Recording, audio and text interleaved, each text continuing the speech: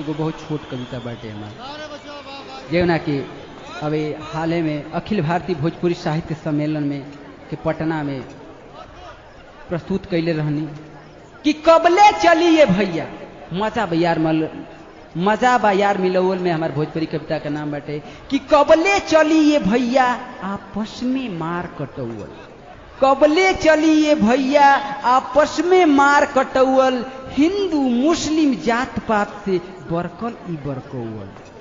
कबले चलिए भैया आपस में मार कटौल, हिंदू मुस्लिम जात पात से बरकल ई बरकौल। ईगो दुनिया बंटवारा से कौन फायदा थोड़े होके वाला बाटे।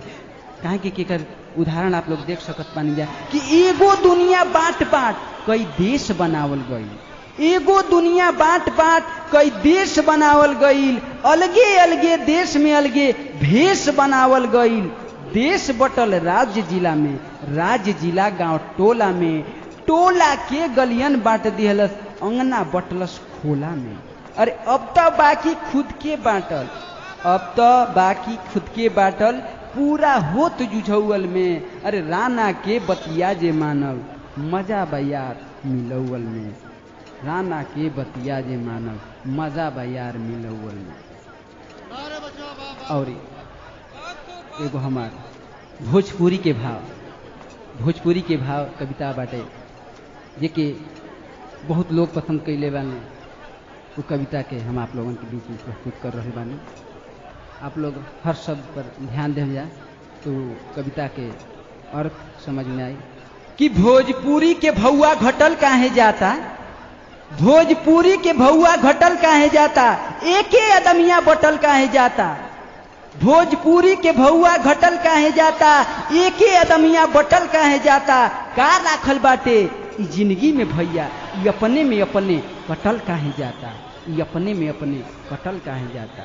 के लेके जाई, के लेके जाई लुगरिया की मोटरी, के लेके जाई सोना चनिया के गठरी। सबके देखली हवा छोड़ सब गईले, तू काहे जुटल भरे में बड़की कोठरी। बड़ा फैला फैल जा तू सगरो, बड़ा फैला फैल जा तू सगरो, तनके में ऐसे अटल काहे जाता। भोजपुरी के भौआ घटल काहे जाता, एक ही अदमिया बटल काहे जाता। सगरो चर्चा बा भोजपुरी मिठास के, सगरो चर्चा बा भोजपुरी मिठास के, मूछ वाला मर्दा लौरी वाला खास के। सगरो चर्चा बा भोजपुरी मिठास के, मूछ वाला मर्दा लौरी वाला खास के।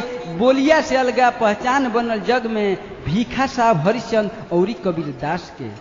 पैदा तो रोज हो रहल भोजपुरिया, पैदा तो रोजे हो रहल भोजपुरिया, पर ऐसन अदमिया घटल काहे जाता।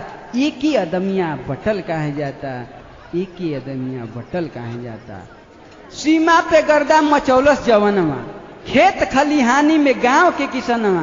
दूधवा के नदी बहाई पूरा देश में, चीनी चावल के भर दिहलस गोदनवा। फिर कौन गलती होइल जाता भूल चूक, फिर कौन गलती भइल जाता भूल चूक। छीटा बदनामी के टटल काहे जाता, भोजपुरी के भौआ घटल काहे जाता। एक ही अदमिया घटल काहे जाता। डंका पिटवाई रहल भैया भोजपुरिया, हर दुनिया में, हर भारत भर में, हर राज्य में ई भोजपुरिया भैया लोग अपन डंका पिटवा रहल बाने कि डंका पिटवाई रहल भैया भोजपुरिया।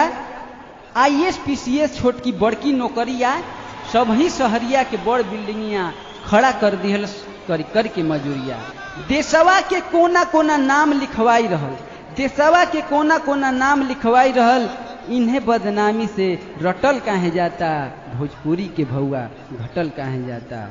एक ही अदमिया बटल काहे जाता। सबके सिखावे राजनीति के कहरा, PM राष्ट्रपति बनत बाटे देशो बहरा।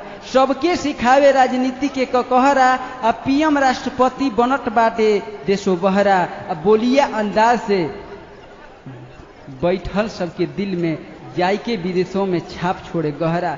सीना चौड़ाए वाला काम करी करी के, सीना चौड़ाए वाला काम करी करी के, दूसरा आँखी में खटकल काहे जाता। एक ही अदमिया बटल काहे जाता, भोजपुरी के भौआ घटल काहे जाता। गीत संगीत के बड़का बाजार बा, दूसर बोली वाला गीत संगीत के बड़का बाजार बा, दूसर बोली भाषा वाला करत तबे प्यार बा। यही देश छोड़ के विदेशों में मचल धूम, मारी सफीजी जे के जानत संसार बा।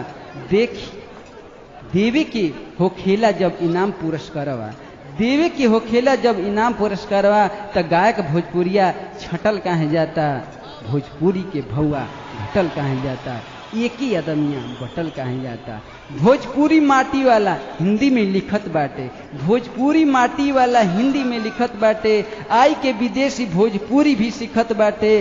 केतना गर्व के बात बाटे मोरे भैया, दूना चौगुना भोजपुरी अब खिलत बाटे। पैसा ना कुल चीज हउए बासु जग में, पैसा ना कुल चीज हउए बासु जग में, बजरिया फोहर कैसेट से पटल काहे जाता, भोजपुरी के भौआ घटल काहे जाता। एक ही अदमिया कटल काहे जाता, एक ही अदमिया बटल काहे।